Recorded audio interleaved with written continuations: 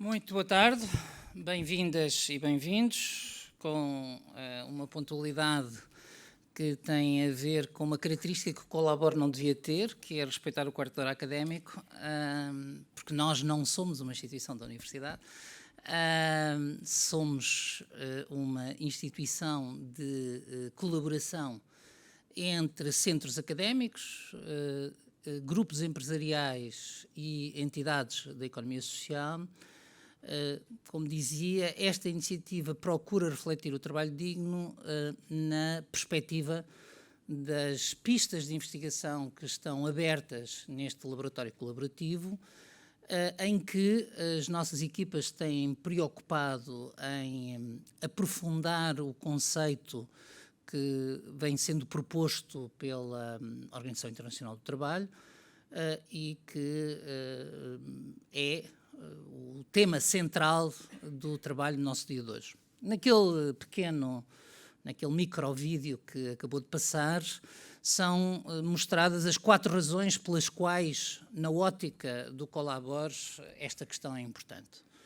Em primeiro lugar, tem a ver com a identidade do próprio centro. Como eu dizia, portanto, o laboratório foi criado pelo ISCTE, o Centro de Estudos Sociais da Universidade de Coimbra, o Instituto de Direito Económico, Fiscal e Financeiro da Faculdade de Direito da Universidade de Lisboa, a SONAI, a Motengil, a Delta, a Misericórdia de Lisboa e a Confederação Nacional das Instituições de Solidariedade, numa perspectiva de refletir sobre a centralidade do trabalho, do emprego e da proteção social nas nossas sociedades. Como todos sabemos, o que emergiu da dupla revolução liberal e capitalista do século XIX, quando moldado com os desenvolvimentos económicos keynesianos, foi aquilo a que chamamos Estado de Providência, que parte da centralidade da relação salarial e da importância de que o trabalho associe salário, direitos individuais e coletivos e proteção social. Talvez se possa dizer que esta é uma definição muito anterior às discussões contemporâneas, mas é a definição de trabalho digno que começa a emergir com o Estado de Providência keynesiano. Portanto, centralidade do trabalho, que é a identidade desta equipa de cerca de 2 dezenas de pessoas, a caminho de serem 3 dezenas, que trabalha neste laboratório. Segunda ideia, como viram, que nos preocupa, é de que o pacto social que se construiu em torno do trabalho estava muito orientado pelo trabalho industrial, por aquilo a que as pessoas da área gostam de chamar o Fordismo, e, digamos, por ideias, quer quanto à relação salarial, quer quanto à evolução económica e à distribuição do rendimento, que estiveram muito associadas a um crescimento económico baseado na industrialização. Acontece que, hoje, o trabalho enfrenta novos desafios, desde logo todos os desafios que têm a ver com a tecnologia, que têm a ver com a digitalização e com o que a digitalização muda em tudo. Muda nos conteúdos de trabalho, muda na prestação de trabalho, portanto, em quem trabalha, cada vez mais nós temos as máquinas a serem não apenas coadjuvantes do trabalho humano, mas trabalhadoras autónomas, a participarem no processo de decisão e até a comandá-lo, não apenas a participar na cadeia da produção, e cada vez mais temos humanos a trabalhar com suportes digitais. Esta transição digital implica o quê do ponto de vista das relações de trabalho, dos conteúdos e do futuro do trabalho? Esta é, digamos, a nossa segunda preocupação. Enquanto laboratório, obviamente que olhamos para isto na perspectiva de que o nosso papel é ajudar a investigar, é investigar para ajudar a decidir melhores políticas, para ajudar a avaliar políticas, para ajudar a definir políticas, para ajudar a que o futuro não seja apenas a projeção de tendências por inércia, o futuro possa ser também construído por intervenção que o molde. E é aqui que entra a preocupação do Colabor com o trabalho digno. Se há coisa que me parece clara nesta reflexão, é de que há um movimento em torno do trabalho, sensivelmente desde o fim do século XIX, no sentido de dizer que o trabalho não se limita a ser uma mercadoria, portanto não se limita a ser o resultado de uma valorização económica de uma atividade humana, ele é também parte da condição social, é também parte da estruturação do tecido social, é também parte das relações sociais. E, portanto, não há nenhum determinismo tecnológico ou, digamos, económico que nos diga o que é o trabalho do futuro. O trabalho do futuro é o diálogo entre a mudança das condições e a capacidade das instituições para o enquadrarem no futuro. É essa reflexão que nos motiva a todos os associados do Colabor, e aqui quero pedir desculpa à Câmara Municipal de Lisboa, que sendo o nosso parceiro mais recente, o nosso associado mais recente, estando eu a falar de memória, me escapou, portanto, há aqueles que eu disse há pouco devem juntar a Câmara Municipal de Lisboa, que entrou no início deste ano no Colabor. É isto que nos move, é isto que move os trabalhos que temos vindo a fazer, é isto que moverá um grande acontecimento que também estamos a preparar para novembro, salvo erro, dia 24 de novembro, que são, digamos, as nossas jornadas, e é por isso que decidimos hoje ter aqui estes dois painéis que vão poder ouvir, onde nós temos dois tipos de testemunhos. Temos no primeiro painel testemunhos de quem olha para o trabalho digno do ponto de vista da decisão, poderia eu dizer, de quem tem uma experiência micro sobre o trabalho digno e, portanto, as questões que se colocam na vida empresarial e na economia social. E um segundo painel, que poderia eu dizer, olha para o trabalho digno de um ponto de vista macro. E, portanto, o primeiro painel junta as experiências empresariais e a investigação, o segundo painel junta pessoas que hoje podem refletir livremente, tendo tido um elevado nível de responsabilidade.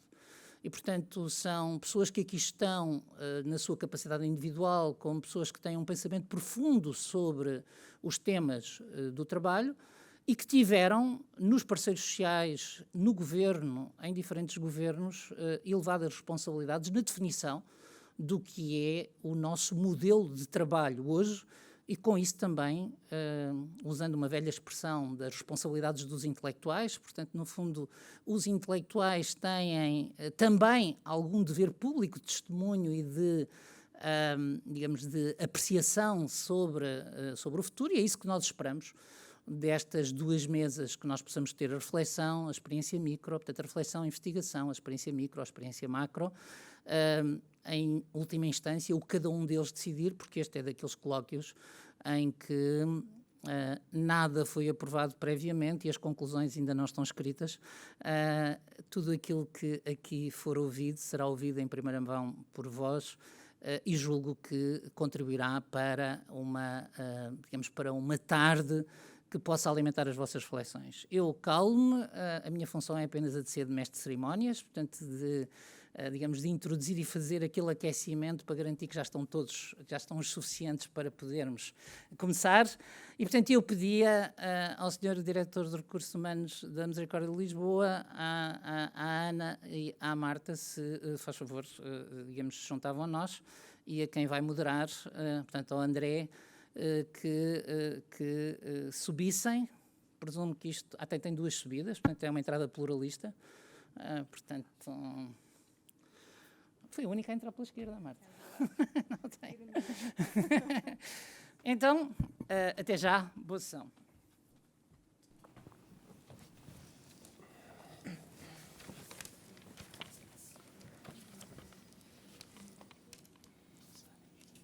Bom, então, muito boa tarde a todos e a todas. As minhas primeiras palavras são também para agradecer a vossa presença aqui neste colóquio. Depois também queria começar por agradecer a presença aqui da Ana, do Nuno e da Marta, que aceitaram o convite para fazer parte deste primeiro painel. Uma pequena palavra também, em alguma divulgação do evento estava anunciada a presença da doutora Palmira Macedo, mas que por razões pessoais não pode aqui estar presente. E, portanto, eu antes de passar a palavra verdadeiramente a quem vocês vieram ouvir, queria só deixar 2 ou 3 palavras introdutórias que cabem normalmente aos moderadores nestas sessões. Primeiro, muitos de vós saberão, outros eventualmente não saberão, que o Colabor, se juridicamente é uma associação, do ponto de vista da sua inserção no panorama científico, é um laboratório colaborativo e, portanto, como o Paulo já de alguma forma adiantou, congrega a academia, congrega o setor social, congrega o setor empresarial e precisamente esta composição plural dos associados do Colabor está refletida não só nos seus órgãos, naturalmente, mas também aqui neste nosso primeiro painel. E, portanto, essa diversidade de realidades que compõem o Colabor está aqui assegurada nesta mesa. Como é que nós combinámos aqui entre nós que ia decorrer esta sessão? Nós faríamos uma... Obrigado. Faríamos primeiro uma intervenção, cada um dos membros da mesa faria uma primeira intervenção, depois teremos tempo ainda para tomar algumas intervenções da plateia e depois seremos por encerrada a sessão para cumprirmos os nossos horários, mas tentaremos aqui ainda ter algum período de interação convosco. Segunda palavra, só para apresentar muito rapidamente a mesa, aqui entrou na vossa extrema esquerda, apenas geograficamente, a doutora Marta Neves, que é licenciada em Direito, iniciou a sua carreira profissional como advogada, depois chegou a diretora jurídica e de regulação no contexto do grupo PT e atualmente, depois, a determinada altura na sua carreira, teve uma inflexão para a área da gestão e neste momento, depois chegou à Comissão Executiva da PT e neste momento é presidente da Comissão Executiva da Valor Sul e administradora executiva da EGF, portanto, uma empresa de resíduos ligada ao grupo Mota-Engil, que é nosso associado. O Dr. Nuno Prata, que é licenciado em Ciência Política, mas depois com uma série de pós-graduações que o conduziram a uma exposição em políticas públicas, tem formação executiva e tem um longo percurso na administração pública, nomeadamente ao nível autárquico, tanto na Câmara Municipal de Coimbra como na Câmara Municipal de Lisboa, onde chegou a diretor de departamento e atualmente é diretor de Recursos Humanos da Santa Casa de Misericórdia de Lisboa, nossa associada. Aqui ao meu lado, a Ana Alves da Silva, que é licenciada em Sociologia e mestra em Intervenção Social, Inovação e Empreendedorismo e encontra-se neste momento a desenvolver, ou perto de terminar, o seu doutoramento também em Sociologia, mas na área das relações do trabalho, das desigualdades e do sindicalismo e que, portanto, segundo sei, sobre uma investigação sobre processos de precarização empresarial e, portanto, é investigadora do Colabor e tem particulares condições para assegurar este painel. E, portanto, nós temos esta ordem de intervenções, para passar a palavra à Ana, e não sei como é que isto se encaixa na sua apresentação, mas talvez a título introdutório, o que é que nós podemos dizer? O que é que se entende por trabalho digno, não é? Se isso é possível, se existe essa definição e como é que este conceito tem vindo a ser trabalhado precisamente na agenda de investigação do Colabor. Ok. Muito obrigada, André. Antes de responder, eu gostava naturalmente de cumprimentar os colegas do painel, cumprimentar também em nome dos meus colegas também da equipa de investigadores do Colabor, todas as pessoas que se juntaram aqui hoje connosco para debater o trabalho digno e é bom ver esta sala assim bem composta. Então, para partir para a questão, eu diria que a noção de trabalho digno, e antes de chegar àquilo que pode ser uma definição, ela é de facto uma noção que é fundacional deste laboratório colaborativo. Não foi à toa, de certo, que não foi precisamente à toa que os fundadores escolheram estas 3 noções, o trabalho, o emprego e a proteção social, para nomear o laboratório, não é? Um trabalho digno pressupõe não apenas condições objetivas de realização e de retribuição que assegurem dignidade material à vida dos trabalhadores, mas também um contexto institucional em que o seu emprego, o emprego do trabalho, porque trabalho e emprego não são uma e a mesma coisa, é regulado de uma forma que é, como dizia o Paulo Pedroso, tendencialmente desmercadorizante. E, portanto, é nessa tendencial desmercadorização que reside uma boa parte daquilo que hoje concebemos como a sua proteção social. Isto significa que o emprego de trabalho humano, ele pressupõe um quadro regulatório que reconhece a especial vulnerabilidade que inere à dependência material do trabalhador individual e que assegura que este não apenas se pode e deve organizar coletivamente para se fazer representar perante uma entidade que é também coletiva, que é a sua entidade empregadora, uma empresa, mas também que está protegido por um conjunto de institutos legais que asseguram padrões mínimos de existência e de cobertura de riscos. E estes riscos não são apenas riscos laborais e económicos, como aqueles que nós conhecemos, acidentes de trabalho, riscos de perda do emprego, mas são também, por exemplo, riscos naturais, cujo potencial impacto nos contextos de trabalho se tornaram para todos nós muito mais evidentes a partir de 2020 com a emergência da pandemia. E, portanto, para sermos mais claros e mais sucintos, a noção de decent work que emana da Organização Internacional do Trabalho e que nós traduzimos para português como trabalho digno, ela cobre estes pilares, mas cobre de maneira mais minuciosa. E, portanto, o trabalho digno será um trabalho, uma atividade que tem um sentido, que é socialmente útil, que é produtivo, que compreende uma remuneração justa, que está enquadrada numa relação de emprego, e aqui remetendo para os institutos jurídicos que o regulam, que é segura e estável, e que é segura também nas suas condições objetivas de realização, nas suas condições materiais. Implica também que ele seja protegido socialmente, e, portanto, que está coberto de um sistema coletivo e solidário, portanto, de proteção social, que permite, na linha destes princípios anteriores, e promove o desenvolvimento pessoal do trabalhador e a sua integração social, mas também ainda, não menos importante, talvez muito importante mesmo, que é democrático e, portanto, que prevê não só a liberdade de expressão do trabalhador, mas também a sua liberdade de associação, de organização e de participação, não apenas nos contextos de trabalho, mas também noutras esferas em que processos de tomada de decisão ocorrem relativamente às condições de trabalho. E, por fim, que assegura a igualdade entre homens e mulheres. E eu não trouxe aqui nesta minha intervenção inicial uma nota relativamente às propostas relativas às licenças de parentalidade que estão contidas na Agenda de Trabalho Digno que hoje discutimos, mas eventualmente depois na discussão final até poderemos versar sobre elas. Pronto. Ora, o Colabor, de facto, tem permissão a observar os desafios que se colocam nas sociedades atuais, em especial, claro, na sociedade portuguesa, à concretização de trabalho digno para todos, e falo com o intuito de contribuir não apenas para o debate público, como que hoje aqui fazemos, mas também para a formulação de algumas soluções que, a diversos níveis de intervenção, que vão desde os próprios locais de trabalho até ao desenho e à formulação de políticas públicas, visam contribuir para esse objetivo de assegurar que todos os trabalhos são, então, realizados sob condições plenas de dignidade. Ora, é neste quadro que, com diversos tipos de parceiros e sob modalidades diferentes, o Paulo nomeou alguns dos nossos parceiros, mas que vão desde de atividades estruturais do Colabor, como são a manutenção da plataforma Datalabor, que reúne informação estatística capaz de dar uma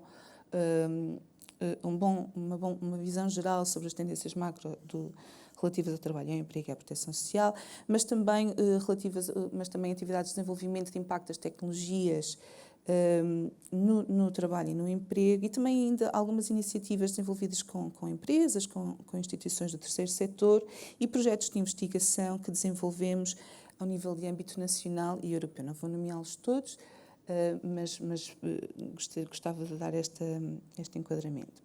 E nestas atividades o Colabor tem privilegiado não só um olhar sobre as grandes tendências macro que pautam os mercados de trabalho, as atividades económicas e as condições efetivas de vida dos trabalhadores, mas tem também trabalhado no sentido de compreender e avaliar como um conjunto de inovações, que não são só tecnológicas, mas são também organizativas e até jurídicas, que se repercutem no trabalho e no emprego, no modo como o trabalho se realiza, sobre que tipologias de relações de emprego, dizia, ele se realiza, e também sobre os respectivos graus de cobertura dos riscos que mencionei há pouco, que estão contidas nessas tipologias de relações.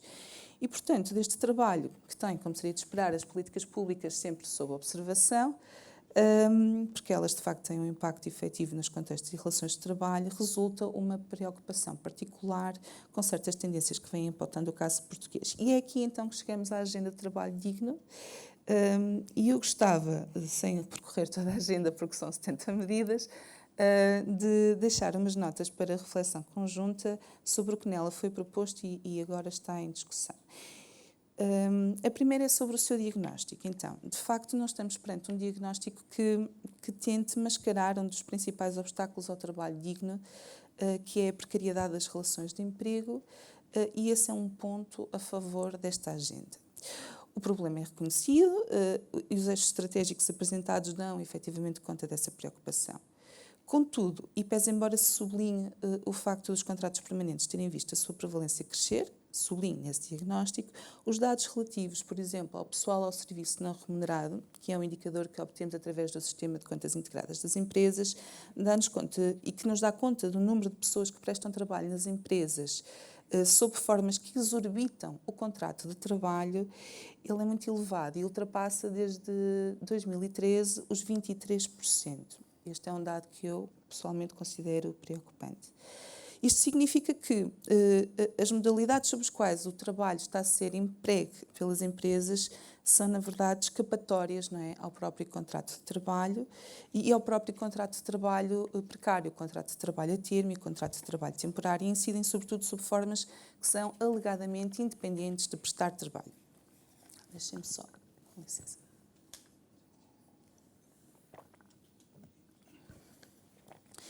Isto leva-nos então a observar com algum detalhe as propostas de limitação das modalidades precárias de emprego que estão contidas na agenda, e aí percebemos que ela sofre de uma mesma tendência liberalizante que pautou as últimas décadas em matéria de regulação laboral e que a própria agenda critica, deve sublinhar-se, e de facto até propõe algumas medidas que na prática podem surtir o efeito exatamente contrário àquele que é proposto nesses eixos estratégicos, nomeadamente o de combater a precariedade e, portanto, até incentivar o recurso a formas cada vez mais precárias de emprego. Vou dar um exemplo que reflete também uma preocupação dos trabalhos que eu venho a desenvolver e que nós desenvolvemos no Colabora, relativa às medidas de desincentivo ao falso trabalho independente e de um incremento de proteção do que se designa como trabalhadores independentes economicamente dependentes.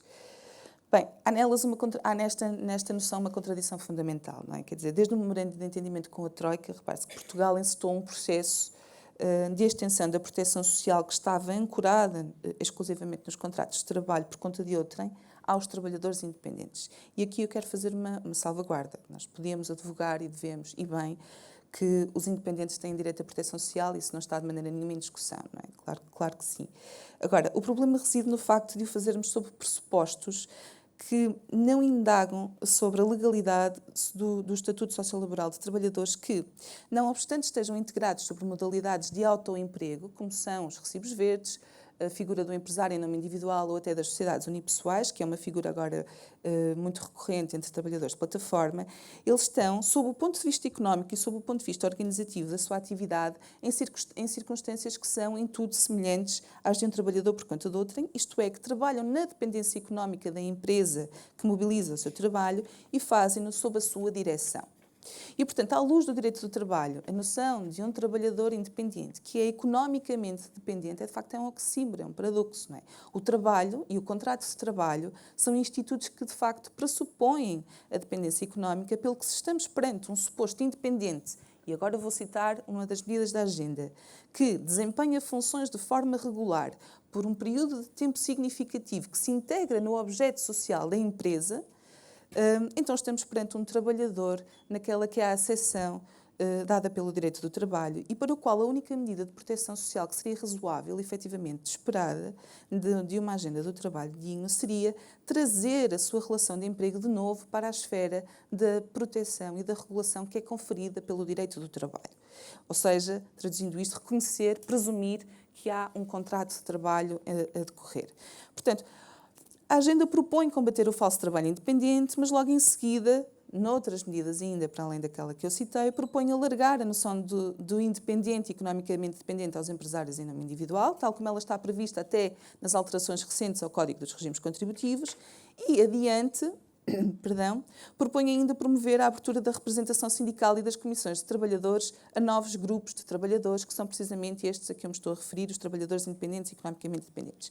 Ora, a questão é precisamente que uma taxa contributiva, reparem, que está no máximo de 10%, a que está prevista nesta alteração ao Código dos Regimes Contributivos que eu mencionei, para as empresas que contratam trabalhadores sob esta modalidade, ela de facto não constitui um desincentivo a esta modalidade de trabalho. Pelo contrário, ela constitui um efetivo incentivo ao recurso ao trabalho, ao falso trabalho independente.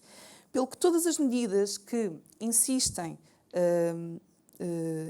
que esta forma de emprego tem de ser regulada, elas de facto estão a abdicar de um diagnóstico fundamental. É de que essa regulação já existe. E o que ela nos diz é que esta modalidade de trabalho é uma fraude e uma forma de fuga ao contrato de trabalho, é uma escapatória daquilo que são responsabilidades empregatícias, responsabilidades laborais e, portanto, repito, a única medida realmente protetora dos trabalhadores que se encontram contratados sob esta modalidade é de trazê-los novamente para a esfera da proteção conferida pelo direito do trabalho, que é, aliás, muito mais abrangente do que aquela que foi prevista nessas medidas de extensão que referi. Uma segunda nota, mais breve, espero eu, porque se calhar já estarei a exceder-me um bocadinho, é sobre as propostas relativas às empresas de trabalho temporário. Este é um setor que tem crescido em Portugal, em virtude do reposicionamento nosso das cadeias de valor globais e também, podemos discutir isto depois no fim, mas também como resultado da migração de algumas atividades, de alguns setores de atividade para a esfera digital, uma tendência de uma certa plataformização do trabalho, de que a banca, por exemplo, o setor das atividades financeiras é um bom exemplo. Mas eu gostava de perguntar, não é? O que dizer sobre as empresas de trabalho temporário e sobre as medidas que estão contidas na agenda do trabalho digno?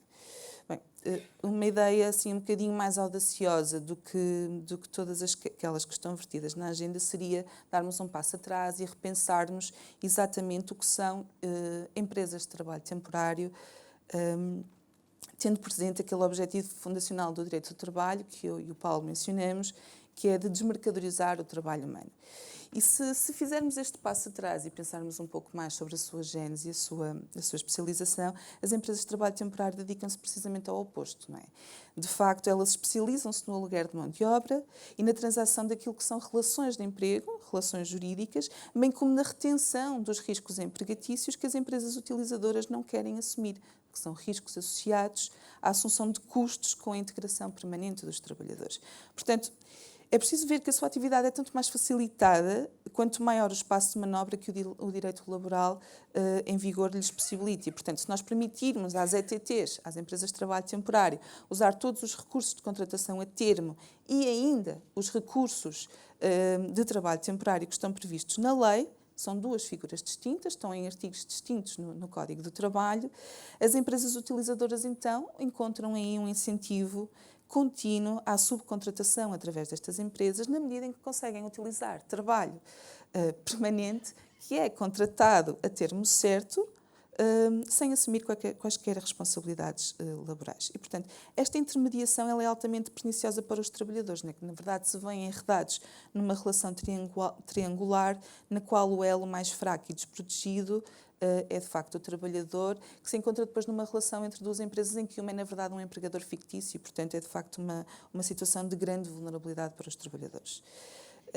Eu teria aqui mais algumas coisas a dizer sobre este ponto, mas como estou já a exceder-me, que tinha que ver com a identificação da fraude e tudo mais, mas nós podemos voltar... Tem jeito de conclusão? Nós podemos voltar a isto. Só uma terceira nota que eu gostava de deixar é que estas questões parecem questões de pormenor, mas de facto não são questões de pormenor, porque nós vivemos alterações, transformações com estas novas formas de prestar trabalho que são tendencialmente remotas com a experiência que tivemos com o teletrabalho, com as questões da digitalização que tendem, como eu disse, à plataformização de algumas atividades em setores específicos de atividade.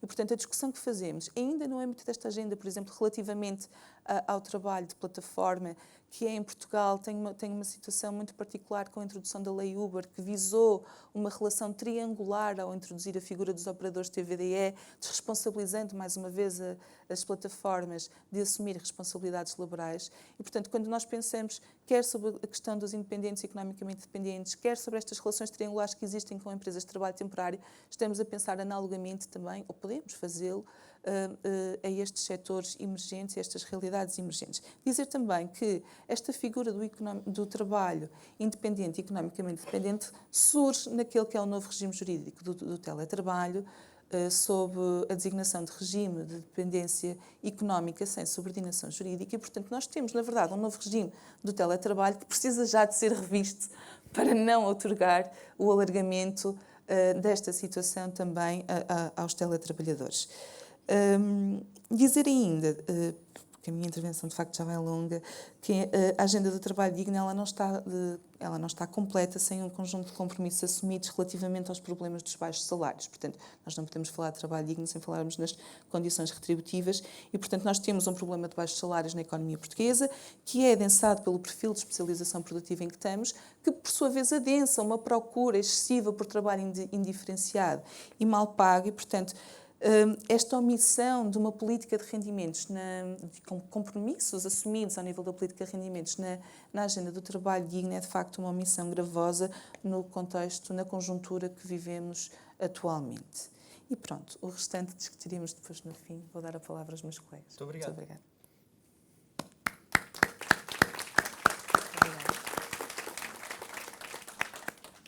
Muito bem, sem grandes longas, agora é a vez do Dr. Nuno Prata, que tem uma apresentação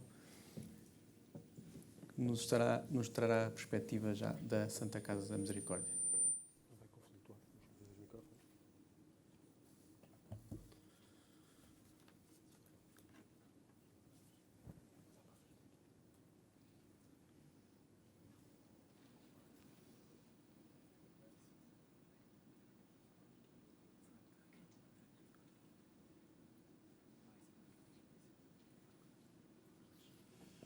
Bom, muito boa tarde a todos. Permitam-me que comece por endereçar um agradecimento especial à Colabor pelo convite que nos fez e felicitar por estarmos, de alguma forma, a trabalhar e a estudar e a discutir um tema que é um tema hoje importante, que ocupa não só a agenda de trabalho da Santa Casa, como eu acho que hoje ocupa aquilo que é a agenda da sociedade global.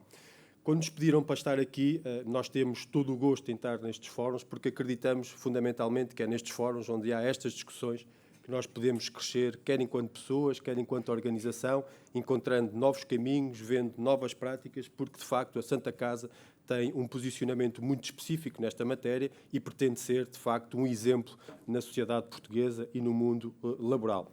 Quando estive a estudar esta pequena apresentação, dos 10 minutos que me foram concedidos, eu tentei começar esta mesma apresentação destacando aquilo que penso serem os principais desafios, são algo que é um pensamento meu, mas que são os principais desafios quando nós falamos no trabalho digno e, a partir daqui, irmos um bocadinho para aquilo que tem sido a ação da Santa Casa da Misericórdia de Lisboa relativamente a estas matérias e o que é que tem feito ao longo dos últimos anos para que isto tudo seja uma realidade na nossa organização.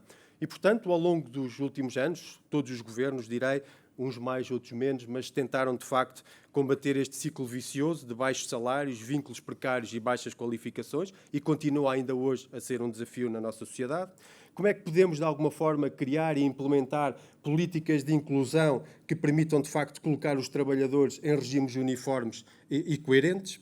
Como é que, de alguma forma, podemos encontrar o equilíbrio entre aquilo hoje que são as flexibilidades que nos obrigam, quer do ponto de vista dos nossos trabalhadores, que necessitam de novos horários, que hoje temos modelos híbridos de teletrabalho para implementar, como é que isso tudo, de alguma forma, se conjuga com a segurança laboral?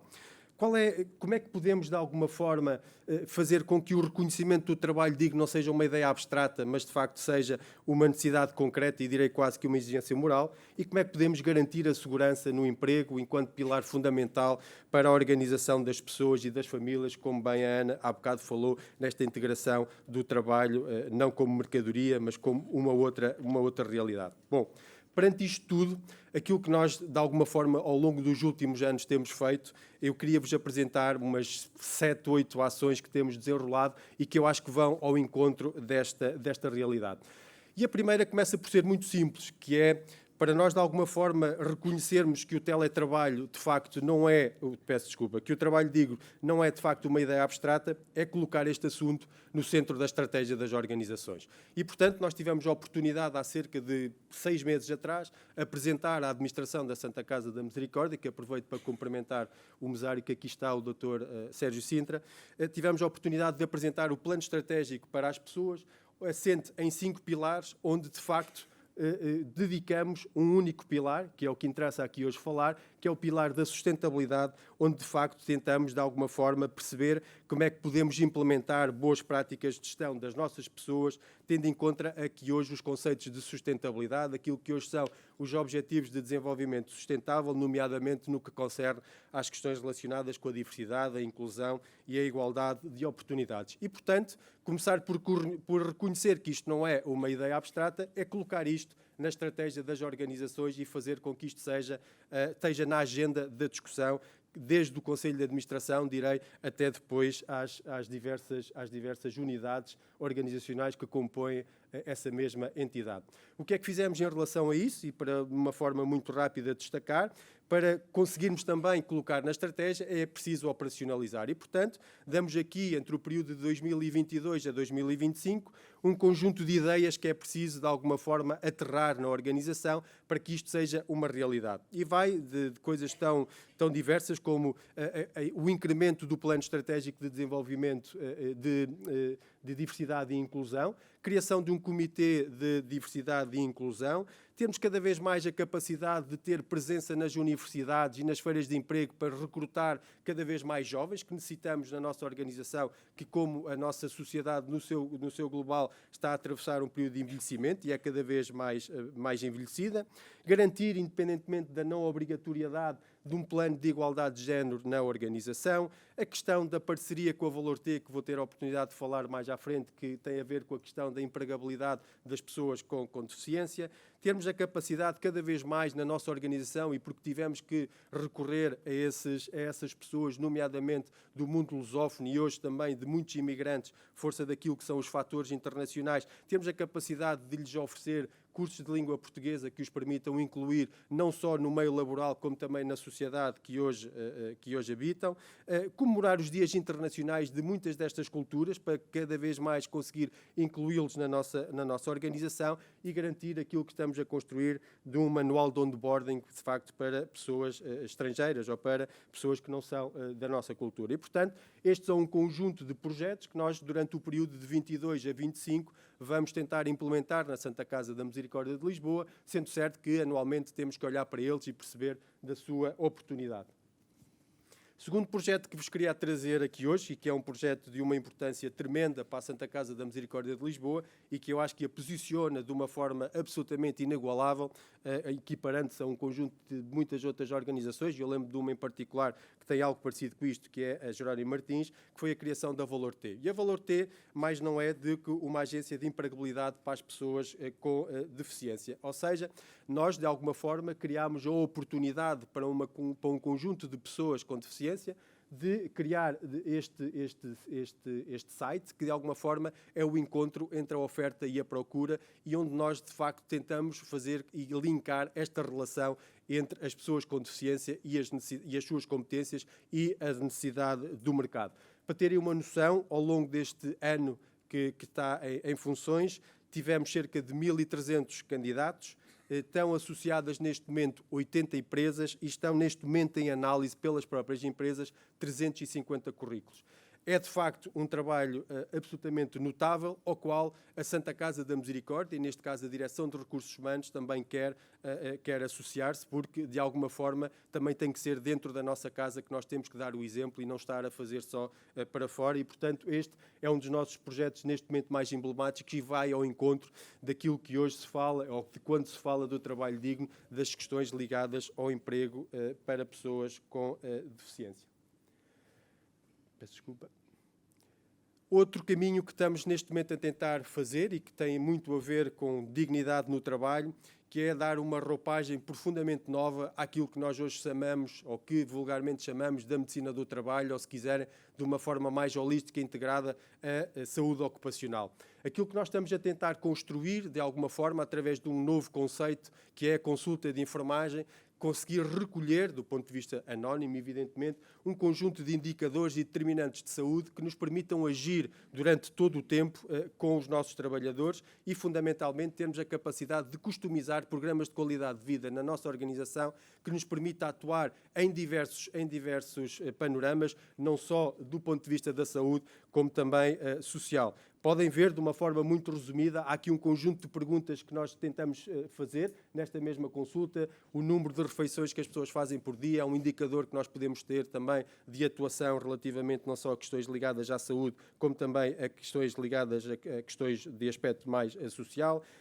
Como é que se deslocam para o trabalho, quanto tempo demoram a deslocar-se ao trabalho, um conjunto diversificado daquilo que são consumos ou determinantes de saúde, como as questões ligadas à alimentação, ao tabaco e a muitas outras, ao consumo de bebidas alcoólicas e muitos outros indicadores que nos vão permitir isso mesmo, ter capacidade de olhar para o trabalhador como um todo e perceber, de facto, o que é que influencia aquilo que é a sua produtividade e garantir, através destes indicadores, ter anualmente a capacidade de atuar com programas que sejam customizados e direcionados a problemas muito específicos. Todas as outras ideias que vos queria hoje fazer é dizer um bocadinho aquilo que foi feito em 2019 pela Santa Casa, e a Santa Casa, num combate também àquilo que era a precariedade, tinha naquilo que eram os seus serviços de apoio domiciliário cerca de 600 trabalhadores que o faziam através de contrato de prestação de serviços. E em 2019 a Santa Casa, na minha opinião, e muito bem, teve uma atitude de internalizar e tornar regime de contrato individual de trabalho estas 600 AGACs, e hoje temos de facto estado a trabalhar toda esta dinâmica, que é profundamente diferente do que trabalhar num sistema onde estas mesmas pessoas tinham um vínculo precário à Santa Casa, e portanto foi algo que fizemos em 2019 e acabou com uma parte significativa da precariedade que havia na Santa Casa da Misericórdia de Lisboa. A aposta que a Santa Casa tem feito desde 2007 naquilo que é a escolha do acordo coletivo de trabalho, de facto, enquanto principal instrumento de regulamentação coletiva. Nós estamos neste momento, de facto, a revisitar e a discutir com os sindicatos o novo acordo coletivo de trabalho, e esperemos, não podendo desde já dizer e abrir o livro relativamente a essa matéria, porque existe essa impossibilidade no momento negocial, mas de facto estamos a tentar fazer algo disruptivo neste acordo de empresa e que ele de alguma forma possa ser exemplo, direi, para toda a administração pública, como uma nova forma de olhar para aquilo que são as carreiras e as funções que são desempenhadas. Depois, dizer-vos também que o desenvolvimento da formação na inclusão laboral e social, nós temos feito ao longo destes últimos 2 anos um conjunto muito diversificado de cursos da língua portuguesa, que, como vos tinha falado anteriormente, que tem permitido não só uma melhor inclusão laboral, mas também uma inclusão social, porque são pessoas que também precisam da língua portuguesa para viver para além daquilo que é o trabalho, e temos contribuído nesta lógica de responsabilidade social de garantir estes mesmos instrumentos. E para terem uma noção, nós acompanhámos desde outubro de 2021 a julho de 2022 cerca de 120 trabalhadores, e portanto houve 120 trabalhadores que passaram pela nossa academia e tiveram estes cursos de português. Depois falar-vos de algo que também tem sido muito importante ao longo destes últimos anos na Santa Casa e que vai ao encontro daquilo que é o trabalho digno e, neste caso concreto, da questão do crescimento económico, que tem sido aquilo que tem o trabalho sido desenvolvido na Casa do Impacto enquanto incubadora do empreendedorismo social. E ontem falava com a diretora para esta área, que me dizia, de uma forma muito sucinta, também para vocês ficarem com alguns dados que são importantes, que desde o início da sua atividade, temos apoiado cerca de 200 empresas, estando neste momento 65 em incubadora, na Casa do Impacto, e que corresponde, nestas 70 startups, a um emprego de cerca de 200 pessoas, e, portanto, temos também na Santa Casa e através do Departamento da Direção de Economia Social e através da Casa do Impacto, a incubadora que foi criada para o efeito, ter, de facto, dado apoio àquilo que é o empreendedorismo. Depois dizer-vos algo que é importante, porque trabalho digno também é isto, é hoje ter a capacidade de fazer a inclusão, e hoje cada vez mais nas organizações nós temos a necessidade de fazer inclusão de pessoas com doenças mentais. É cada vez uma realidade maior, é cada vez mais uma realidade urgente, e nós nos últimos anos temos apoiado numa equipa forte de psicólogos clínicos que tem, ao longo destes últimos anos, dado apoio a um conjunto de trabalhadores. Só no ano, para terem uma noção da magnitude disto, só no ano de 2021 apoiámos cerca de 1.430 trabalhadores, num total de cerca de 4.000 consultas que nós fizemos conversamos sobre esta matéria. E, portanto, isto é muito importante para nós, isto vai estar no centro da nossa atividade, inclusivamente no novo conceito que queremos ter de saúde ocupacional, antes de irem ao médico do trabalho, todos os trabalhadores vão passar por uma entrevista psicológica para fazermos a detecção precoce de um conjunto de questões ligadas a esta natureza e, de facto, este é o caminho que nós queremos traçar. Haverá muito mais coisas para fazer, haverá muito mais caminho para nos fazer crescer e tornar-nos referência na sociedade portuguesa, mas, basicamente, queremos dizer que estamos presentes e estamos presentes para atuar e para aprender, que eu acho que estes fóruns servem também exatamente para isso, que é para aprender com os outros aquilo que são as melhores práticas. Obrigado pela atenção.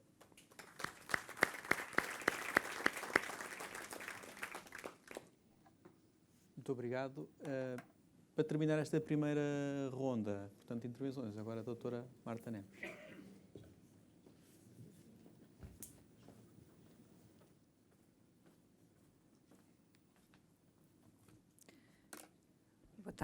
Boa tarde a todos. Queria agradecer, em primeiro lugar, ao Colabor o convite para estar aqui hoje e ter a oportunidade de falar sobre um tema que é um tema que faz parte da estratégia da Mota-Engil. Como aqui já foi dito, nós fazemos parte da Colabor, portanto, vimos uma enorme vantagem nesta colaboração entre a academia e as empresas e, de certa maneira, desta forma micro, agora, acho que o melhor de forma de falar sobre trabalho digno é falar apresentando o que é que, como empresas, nós fazemos e quais são aqui os princípios que nos guiam nesta matéria. A Mota-Engil é uma empresa com uma longa história, é uma empresa que teve uma evolução com fusões, etc., e que está hoje presente em mais de 70 países. E nessa matéria tem uma diversidade de culturas, uma diversidade de trabalhadores e de desafios na área do trabalho digno que variam de geografia para geografia. Nem sempre, embora seja um conceito que é evidente para a maioria de nós, é um conceito que varia muito dependendo das geografias onde estamos e as exigências à empresa também são diferentes das geografias onde estamos. E se calhar começava aqui pela apresentação, dando conta, nós na prática temos neste momento 40 mil trabalhadores, estamos em 3 regiões e 20 países, não 70, peço desculpa, estava aqui com demasiada ambição, 76 nacionalidades, mas temos projetos em 70 países, isto é verdade, estamos em várias atividades. Normalmente quando se pensa em Mota-Engil pensa-se em construção, mas estamos também nas concessões, ambiente onde estou eu inserida, serviços, energia e real estate. Portanto, há aqui uma diversidade de atividades, uma diversidade de regiões, de culturas, que tentámos agrupar recentemente num plano estratégico, porque a sustentabilidade, como agora que é uma palavra que abrange tudo e mais alguma coisa, na verdade não deixa de ser um foco para as empresas e eu leio-a, sobretudo para as empresas como a Mota-Engil, que têm uma responsabilidade acrescida, diria eu, pelo tamanho que tem, mas também pela importância que tem ao empregar tantas pessoas.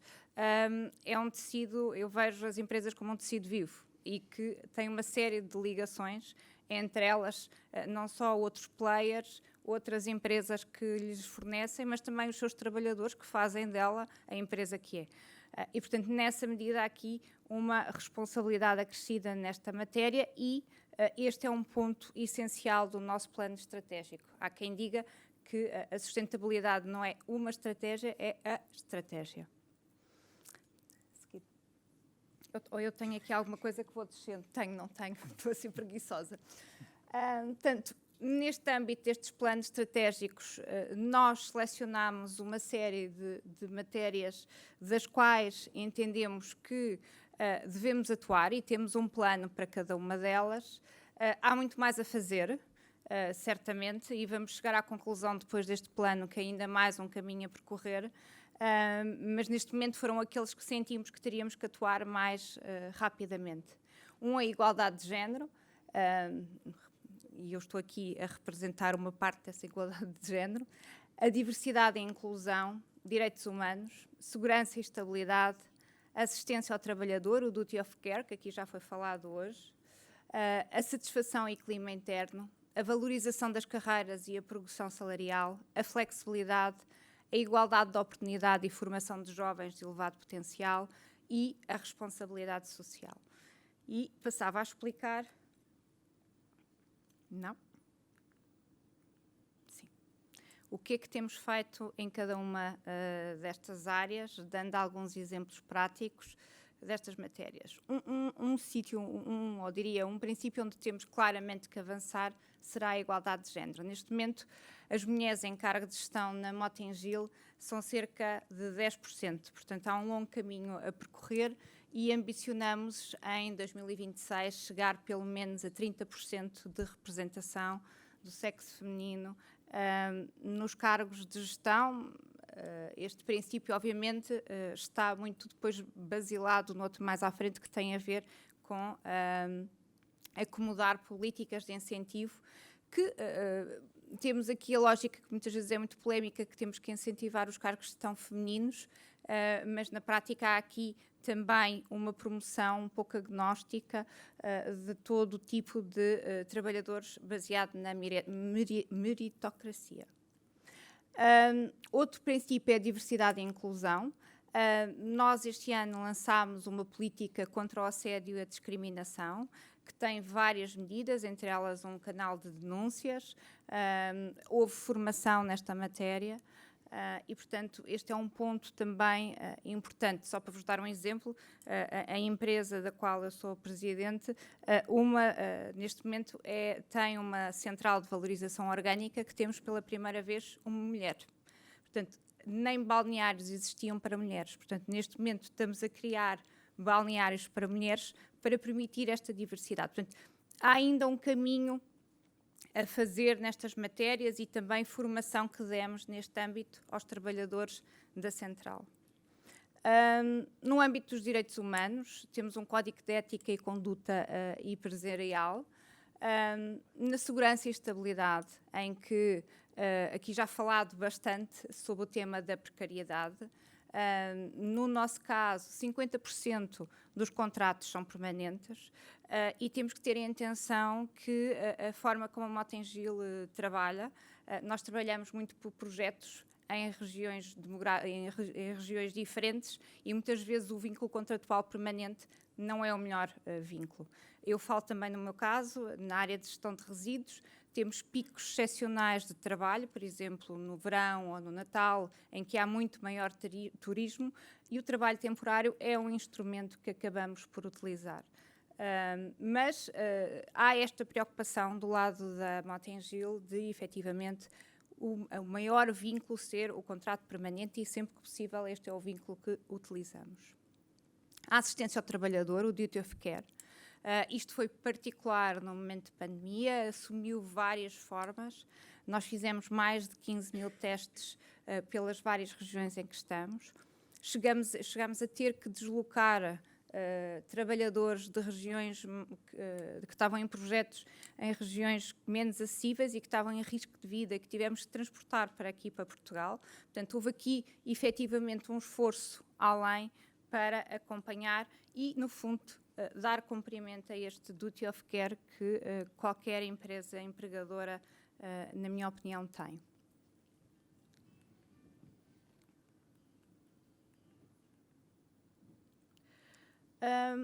Mas também é importante irmos mantendo a conexão, 40 mil trabalhadores, portanto, mantendo aqui a ligação aos nossos trabalhadores e perceber qual é o nível de satisfação. E, portanto, iniciámos em 2022 o primeiro inquérito de clima organizacional. Nunca tinha sido feito na Mota-Engil, foi a primeira vez que o fizemos. Tivemos mais de 19 mil respostas de todo o mundo. Não vos sei dar os resultados porque ainda estão a analisar as respostas, mas é algo que vamos fazer a partir de agora anualmente. A nível da gestão de carreiras, há aqui várias medidas que temos seguido a nível de valorização e progressão salarial. Nós, em Portugal, mais de 90% dos trabalhadores recebe acima do salário mínimo. Sabemos que é uma matéria que temos que melhorar e, neste âmbito, estamos atentos e a tentar implementar medidas, sobretudo na situação económica que vivemos agora e que se avizinha. Por fim, relativamente à flexibilidade, nós também, este tempo da pandemia foi um tempo muito particular para as empresas, para as pessoas, para os trabalhadores, para o vínculo contratual e, portanto, permitimos, depois de um estudo com a Boyden, chegámos à conclusão que deveríamos implementar esta flexibilidade do trabalho. Nós temos trabalhos também por turnos, portanto, isto é uma matéria que não é tão simples, mas avançámos com esta flexibilização, em que permitimos que até 50% dos dias haja teletrabalho. A nível de igualdade de oportunidade e formação, temos vários programas que já há algum tempo que acompanham a Mota-Engil. Um dos mais que acompanho com mais carinho, confesso, é o Start Me. Basicamente recebemos cerca de 120 jovens por ano. Este ano vamos receber 150 jovens. Também dinamizamos muito a mobilidade internacional e também esta lógica de integrarmos trabalhadores que têm nacionalidades diferentes. E, portanto, isto é um trabalho que levamos e que temos trazido, ainda há pouco, recentemente, vieram 10 trabalhadores da Guiné-Bissau receber formação aqui em Portugal. Temos acarinhado isto, mas nas várias geografias, independentemente de ser aqui em Portugal ou noutra geografia em que estamos presentes. Finalmente, alguns de vós conhecerão a Fundação Manuel António Mota, que agora me mataria, isto está a direito a despedimento direto, e que tem um programa de acompanhamento de matérias ligadas à cidadania e com vários planos, nomeadamente a nível de apoio a famílias, a parte de nascimentos. Sem dúvida tem aqui uma atuação muito próxima. Eu lembro que um dos primeiros e-mails, quando eu cheguei à Mota-Engil, eu entrei na Mota-Engil há 5 anos, foi precisamente da Fundação a dar-me as boas-vindas, uma das irmãs do engenheiro António Mota, e no fundo é esta relação de proximidade que também se sente num grupo que, apesar de tudo, também não deixa de ser um grupo familiar. E por aqui terminaria, deixando para debate eventuais questões. Muito obrigado. Obrigada. Bom, nós somos como aqueles comboios que partem atrasados, mas depois vão ganhando ritmo ao longo do caminho e estamos perfeitamente a cumprir o nosso horário neste momento. Era aquela altura em que eu abria a hipótese de haver algumas questões da plateia, enfim, está ali a possibilidade. O habitual é, quem aqui é naturalmente trivial, identifica-se e faz a pergunta, não é? Aqui, uma intervenção aqui à frente, se faz favor. E outra ali. Vamos, talvez, 2 de cada vez. Primeiro aqui, de este senhor de fato verde. Eu tenho um bocadinho de daltonismo, pode ser verde, pode ser castanho. Eu sou totalmente daltónico e agradeço a informação. Muito boa tarde a todos. Apreciei muito todas as apresentações, queria começar por dizer isso, e queria em particular falar do problema dos falsos trabalhadores independentes. Para já definindo, por princípio, que sou contra a existência de falsos trabalhadores independentes. Mas temos aqui um pequeno paradoxo para o qual precisava da vossa ajuda. Como é que se poderá discernir? A decisão de ser independente é claramente uma decisão individual, ou pelo menos deve sê-lo. Se eu decido ser independente, eu não tenho a garantia que no momento seguinte tenho 2 clientes. Provavelmente começo por ter um primeiro cliente. Devemos concluir que enquanto tenho apenas o primeiro cliente, eu sou um falso trabalhador independente. E segundo ponto, a empresa que me contratou não sabe se eu tenho mais clientes ou se é a única empresa que me contrata. O que quer dizer que provavelmente está a cometer uma irregularidade sem o saber. Eu chamo Jorge Pires, sou da direção da Confederação de Comércio e Serviços e da Associação Portuguesa de Contact Centers. Peço desculpa por não ter começado por aí. E agora também ali aquele senhor.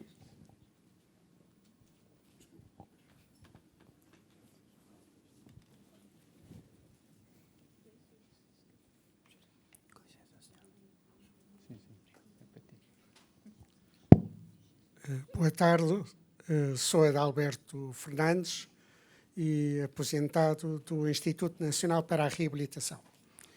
Queria colocar duas questões ao Dr. Nuno Prata, relativamente a uma questão muito sensível, que é a empregabilidade das pessoas com deficiência.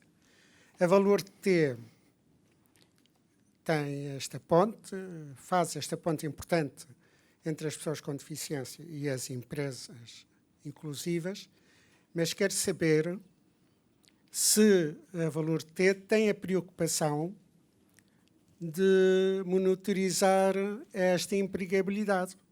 Porque, como sabe, muitas vezes nas empresas e por motivo das discriminações antigas e atuais e também a ausência de mudança de mentalidades, estas pessoas depois desistem ou ficam colocadas em situações muito difíceis dentro das empresas. Segunda questão, a Valor T recebe pedidos de todo o país, incluindo as regiões autónomas dos Açores e da Madeira, e muito obrigado por ter referido com impacto esta experiência inovadora da Valor T. Muito obrigado. Muito obrigado. Antes de, se calhar, aproveitávamos já, depois já vamos a mais perguntas se existirem, mas eu creio que a primeira, sobre os falsos trabalhadores independentes e aquela ideia de trabalhadores independentes e economicamente dependentes, eu creio que aqui talvez a Ana seja a pessoa indicada para pegar neste tema, não é? Jorge Pires, não disse? É, Ok, sim. obrigada. Pois, nós temos que reconhecer que há, de facto, verdadeiro trabalho independente, não é? Pronto. A questão que se coloca é que quando um trabalhador independente enceta uma relação de mercado, uma relação comercial com uma empresa, com uma entidade coletiva, sendo ele um trabalhador isolado, há uma desigualdade estrutural nessa relação que é equiparável à de um trabalhador, não é? E é precisamente o que acontece, o que aconteceu na revisão do regime do Código Contributivo, foi precisamente reconhecer que para situações de tendencial exclusividade comercial ou de quase total exclusividade comercial, então se está perante uma situação de dependência económica e que a entidade contratante da atividade desse trabalhador deve contribuir para a sua carreira contributiva, não é? Para a segurança social. As taxas variam, isso é o que está no Código dos Regimes Contributivos, sendo que as percentagens de rendimento previstas para essa alteração são de 50% para quase exclusividade comercial e 80% para tendencial exclusividade comercial, e dessas contribuições depois há um acesso a um pretenso subsídio de desemprego, que é um subsídio por cessação de atividade. Enfim, claro que estas questões, eu escrevi há uns tempos com os colegas, o José Castro Caldas e o João Ramos de Almeida, e nós batemos muito esta questão, não é? Porque havia problemas já na proteção social dos independentes, que deixavam algumas dimensões a descoberto, e as pessoas que de facto mantinham uma carreira laboral como trabalhadores independentes tinham carências ao nível da sua proteção social. Mas, de facto, a questão é que a mobilização que ocorreu recentemente de equiparação destes trabalhadores, e é preciso reconhecer que há, de facto, alguns setores de atividade em que é mobilizado muito frequentemente não apenas trabalho temporário, trabalho a termo certo, mas também de falso trabalho independente para trabalhos que têm uma natureza permanente. Essas alterações vieram, na verdade, legitimar ou tentar normalizar esta noção do independente que é economicamente dependente. Ora, um verdadeiro independente está numa situação de mercado que é plural. Eventualmente ele começa a sua atividade com um cliente, mas vai expandir a sua atividade e vai ter uma pluralidade de clientes dos quais não vai ser exclusivamente dependente. E, portanto, nessa situação, um regime adequado de proteção aos trabalhadores independentes será, de facto, eventualmente, eu não quero propor resoluções de natureza política, não é? Mas estamos a pensar coletivamente, será de facto mais ajustado. O que não pode acontecer é, a pretexto de proteger trabalhadores que nós reconhecemos que estão numa situação de irregularidade, legitimar essa irregularidade em vez de tentar combater e dar a efetiva cobertura que a presunção do contrato de trabalho poderia conferir e que seria muito mais lata e mais abrangente do que aquela que está prevista neste regime excepcional de proteção social ao equiparar os trabalhadores economicamente os trabalhadores independentes e economicamente dependentes aos trabalhadores por conta de outra. Portanto, eu acho que a questão está aí, não é? Está no dar tempo também à atividade para se estabelecer, e se de facto se estabelece numa situação de dependência económica, talvez o estatuto sociolaboral desse trabalhador tenha de ser revisto, especialmente sublinho-se numa relação com uma empresa, com uma entidade coletiva, que é diferente da relação entre dois particulares. Muito bem, muito obrigado. Eu é uma pena ser moderador, porque eu também tinha aqui só um segundo para não perdermos a ordem. As questões do valor T. Obrigado pelas questões. Não sei se está com o som, não me parece. Bom, as questões colocadas têm toda a pertinência e dizer duas coisas. Sim, um dos elementos diferenciadores que queremos ter nesta abordagem, nesta nova política, é estarmos no processo do início ao fim e para lá do fim. Eu direi naquilo que nós hoje designamos de follow-up, ou seja, fazermos não só a primeira triagem, e, portanto, após a candidatura, temos uma equipa que entrevista a pessoa que se candidatou. É essa mesma equipa que depois tenta fazer o match entre aquilo que é a competência encontrada e a necessidade veiculada pelas mesmas organizações.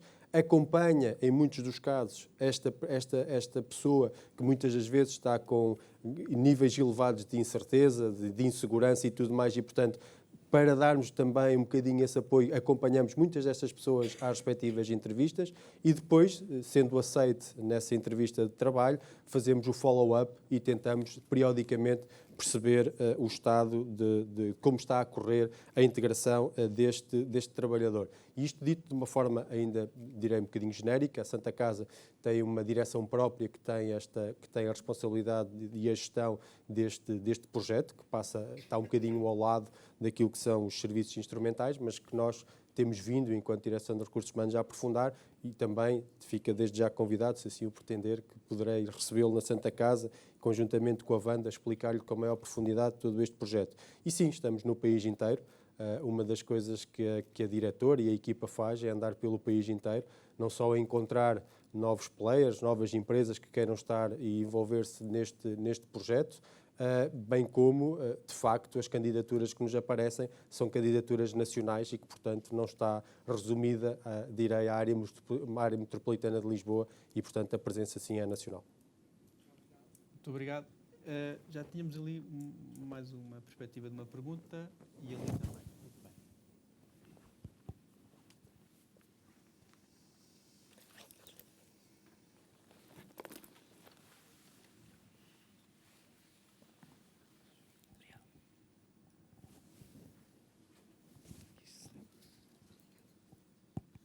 Boa tarde. O meu nome é Teresa Fernandes, eu sou dirigente na Segurança Social. Voltando atrás à pergunta inicial, eu queria só que me esclarecesse do ponto de vista técnico um pequeno pormenor. Porquê é que diz que a figura do trabalhador independente, economicamente dependente, que é uma classificação que existe para efeitos de proteção social apenas e só, porquê é que diz que ela faz afastar a presunção de existência de um contrato de trabalho? Ou seja, como é que dá o salto de uma classificação que é da área da segurança social para afastamento de regras do direito do trabalho? Porque é uma coisa que me faz alguma impressão, porque acho que se faz muito esta narrativa, digamos assim, de que esta figura veio, no fundo, normalizar relações, falso trabalho independente. Eu leio a figura do ponto de vista da sua ligação à proteção social, de efetivo e verdadeiro trabalho independente, que por alguma circunstância da vida, em determinado momento, levou a uma dependência económica, que justifica uma divisão da proteção social, do custo da proteção social com aquela entidade. Mas, de facto, vejo que a leitura é muito do ponto de vista de afastar as regras do direito laboral. Eu gostaria de ter a sua opinião, porque não tive a oportunidade de ler o artigo que escreveu, mas vou ler para que possa também conhecer melhor o pensamento académico, digamos assim, sobre a questão. Muito obrigada. E havia ali uma outra pergunta. Espera aí.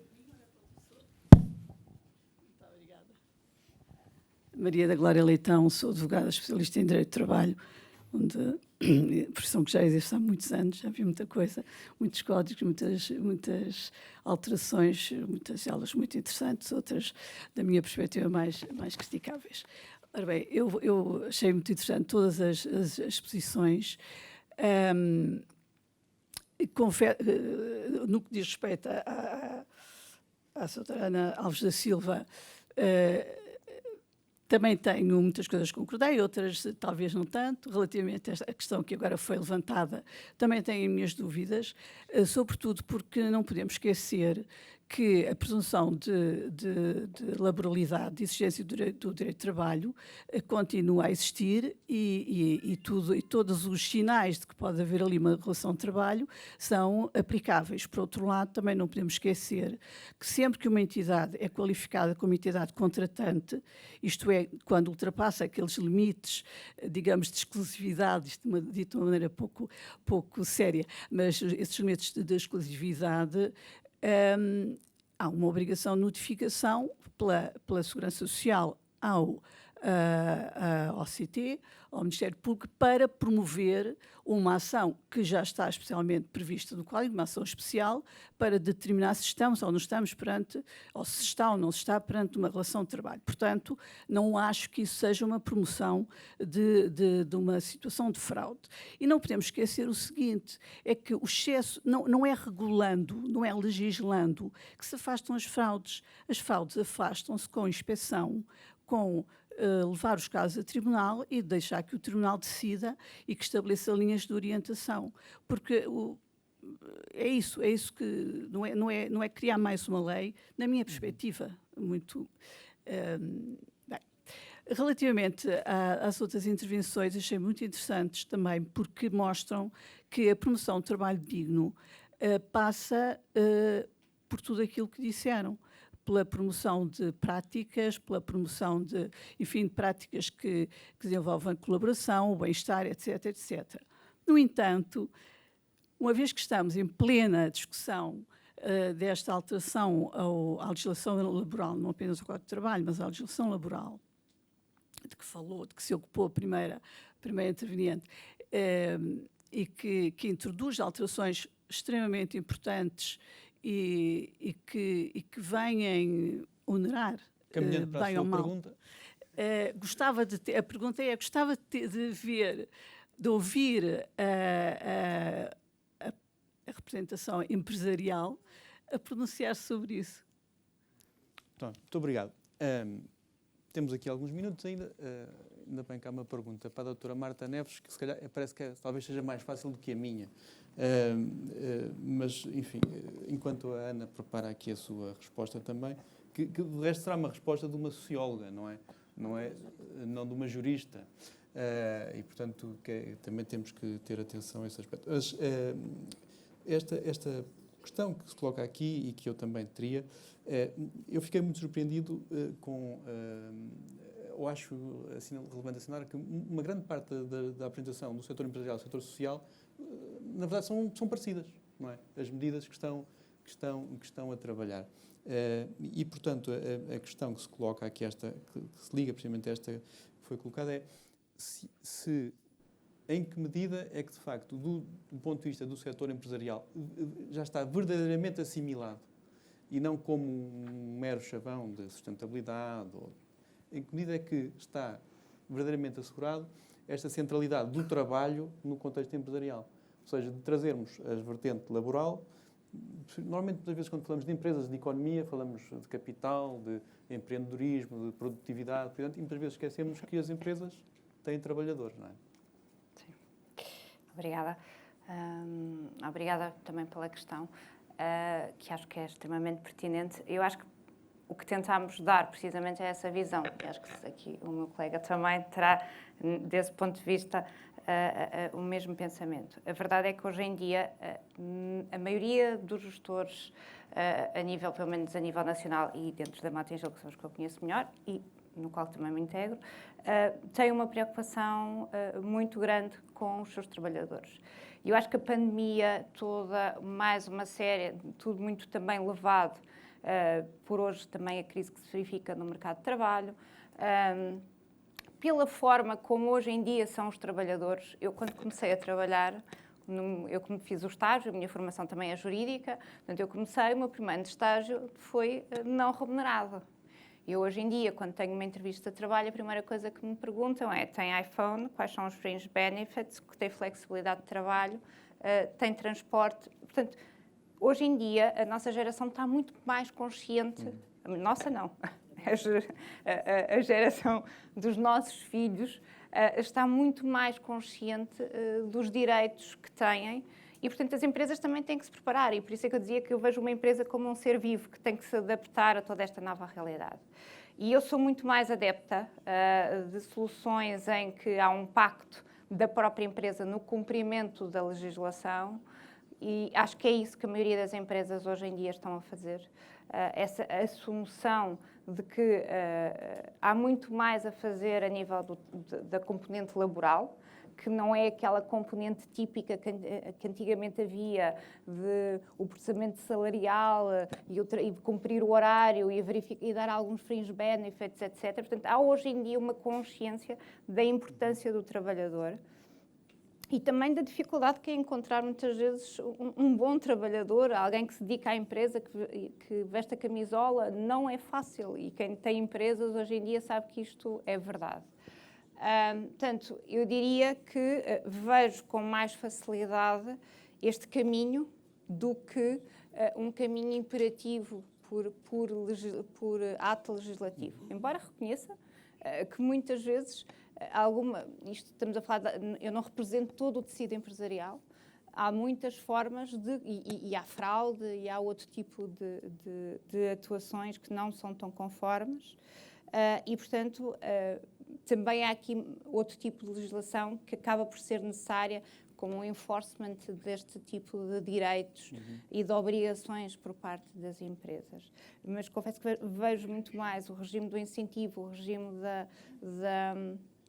da awareness, está-me a faltar a palavra em português, peço desculpa, da visibilidade a este tipo de atuações que acabam por ser exigidas às empresas. Hoje em dia são exigidas às empresas e os trabalhadores simplesmente vão-se embora. Portanto, é este nível que eu diria que temos um nível de trabalho e de componente laboral que é um pouco diferente, pelo menos do tempo em que eu comecei a trabalhar e que hoje vejo os jovens com uma postura totalmente diferente. Sim, eu sei o que é essa realidade dos estágios não remunerados, nada parecido. Eu não passei por isso, mas tínhamos muitos colegas que passaram por isso. Bom, como se diz em termos jurídicos, Ana, 1 minuto para a tréplica. As perguntas que me fizeram são de respostas difíceis e complexas, não é? Como é que nós, porquê que normalizar, seja através da proteção social, seja agora através desta proposta de reformas ao Código do Trabalho, ou pretensas reformas ao Código do Trabalho previstas na Agenda do Trabalho Digno, que visam inclusivamente reconhecer os trabalhadores independentes e economicamente dependentes como trabalhadores equiparados, porque é que ela afasta a presunção de laboralidade?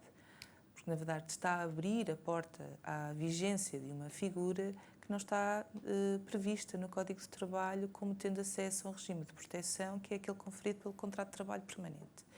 E aqui as questões uma análise um minuto, a questão da subordinação jurídica e dos critérios, dos indícios de subordinação jurídica é extremamente importante.